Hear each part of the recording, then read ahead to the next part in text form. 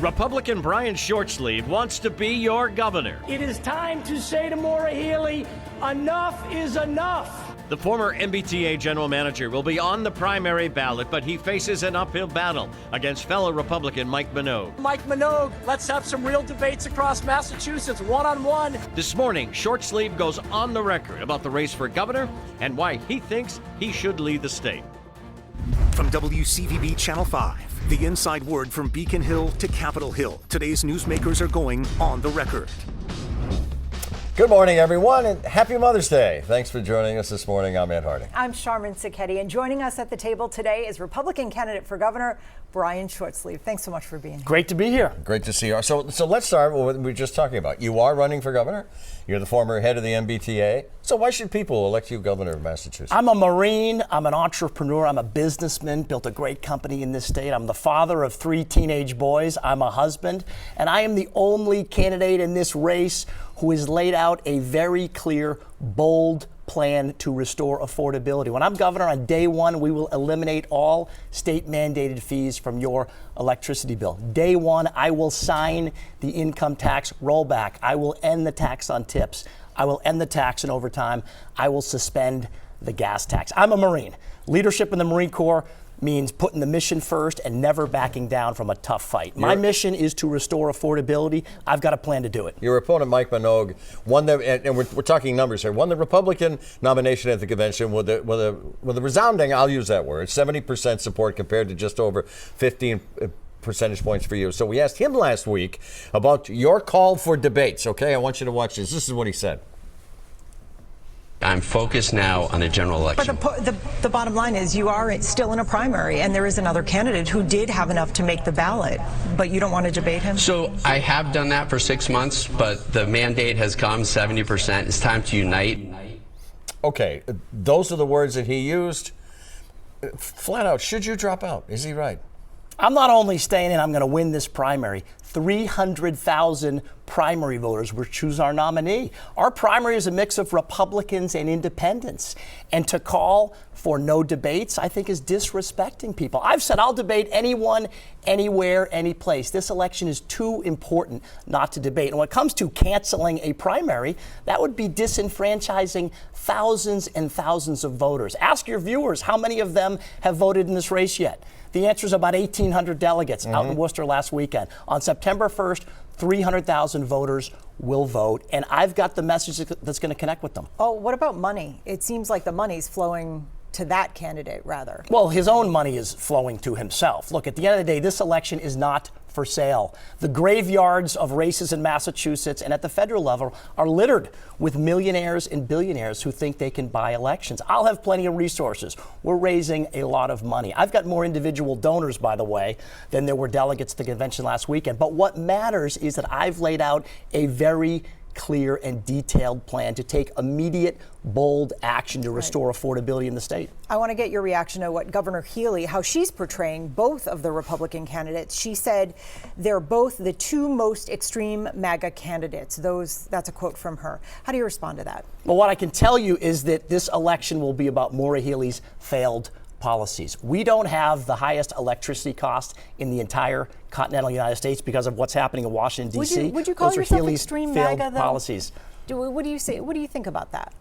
I would describe myself as a principled conservative. I am a fiscal conservative. I am also the electable conservative. The one thing I heard out in Worcester over the weekend, the one thing all those delegates agreed on is we got to beat Maura Healey. I'm the candidate who can beat Maura Healey. A vote for Mike Minogue is a vote for Maura Healey. I am the pro-choice candidate. Mike Minogue is an anti-choice candidate. He does not support a women's right to choose. He will never win a state election in Massachusetts, period. I can win this race, and when I do win this race, it's going to be a complete focus on affordability and tax cuts from day one.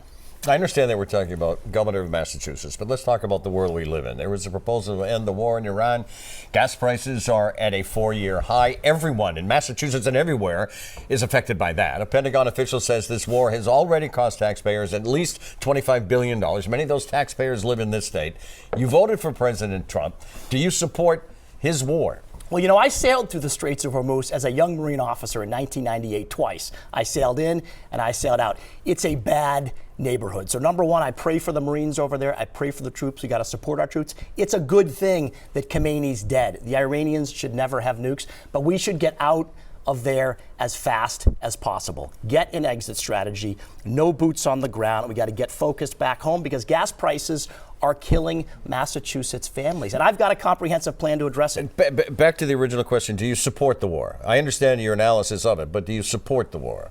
It's a good thing that Khamenei's dead. It's Yep. a good thing that we've taken the nukes away from Iran. But at this point, we need an exit strategy. We should get out of there as fast as possible. Did the president go in with a strategy at all? Does he have a strategy? Well, look, and is it obvious I can that tell anything to you? At this point, we got to get out as fast as possible because working families in Massachusetts and around the country are getting crushed with the high price of gas. So I think we've been where we've been. There's some great things have been accomplished there. It's a bad neighborhood. I would never support boots on the ground. And I'm praying for those troops. I've been in those waters, and it's a tough neighborhood. All right, this week, the Massachusetts Senate released its more than $63 billion budget.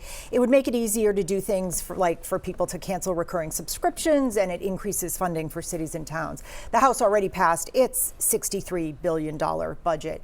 Do you think the legislature is taking the right kinds of actions to lower costs here in the state? I think we need to be a lot more bold. I put a plan out this week, my driving down cost plan, which would end car inspections. It would suspend the gas tax. It would block a mileage tax. It would block any tax on the Cape Cod tolls or the Cape Cod bridges. So I believe there's a lot of things we could do in a concrete way. When I look at that budget, $63 billion, we have a spending problem in this state. I mean, our state budget back in 2022 was $48 billion. And the one thing that's not growing is unrestricted local aid. There's about $50 million of growth in this budget.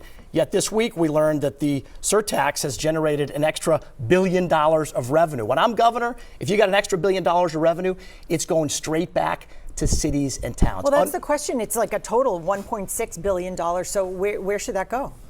We should be pushing any excess back to cities and towns. That's property tax relief. When you give cities and towns unrestricted local aid for the fire department, for the police department, they will not have to raise property taxes. Since Maura Healey took office, we have had over 180 property tax overrides. And I meet people every day, elderly people on fixed income that are getting driven out of their homes with property tax hikes. Young families that say, which bill can't we pay this month? So you've got to double down on pushing more money back to cities and towns. I would do that day one as governor. There are several ballot questions that are headed, they're going to be in front of the voters this fall, and one would cut the state income tax rate from 5% to 4% over 3 years.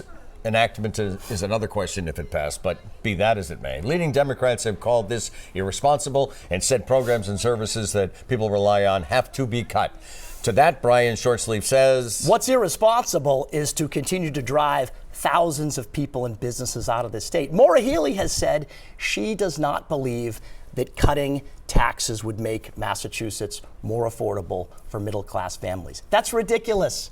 Of course it would make Massachusetts more affordable. That tax cut would deliver $1,500 of tax release to the average family. Stripping all those state-mandated fees out of an electricity and gas bill would return another $1,500. That's what we should be doing. Lawmakers say, though, that this would, cause cuts to services and benefits that people rely on here in the state. Do you buy that argument? When I'm governor, day one, we'll kick off the audit. Not only the audit of the legislature, but of every executive branch. Spending in Massachusetts has grown dramatically. Our state budget's up 50% in only the past 6 years. You think there's places they You can bet. find I mean, money? I'm the only candidate in this race who has ever audited a state agency and delivered conservative reform for taxpayers by eliminating millions and millions of dollars on waste and abuse. I know how to do it. When I'm governor, day one, every program, the SNAP program, the Medicaid program, TANF program, the home base program. We will audit all those programs, and I guarantee you we will find millions of dollars in waste and abuse, as I did 11 years ago when I did it in state government. Voter Brian Shortsleeve on election day will vote yes for the income tax cut? Absolutely. Most small businesses in Massachusetts, by the way, are organized as S-corps or LLCs, which means they pay tax at the individual rate. I was in West Roxbury yesterday at a great little pizza joint, father-son team. They're getting crushed with property taxes. They're getting crushed with income taxes. We've got to roll back taxes and get our private sector economy growing. growing again. As you know, we're now 50th out of 50 in private sector job growth. And the biggest reason people leave Massachusetts and businesses leave Massachusetts is taxes are too high and energy bills are too high. We can control that. Brian Shortsleeve wants to be your governor. He's in the chair this morning. We'll be right back.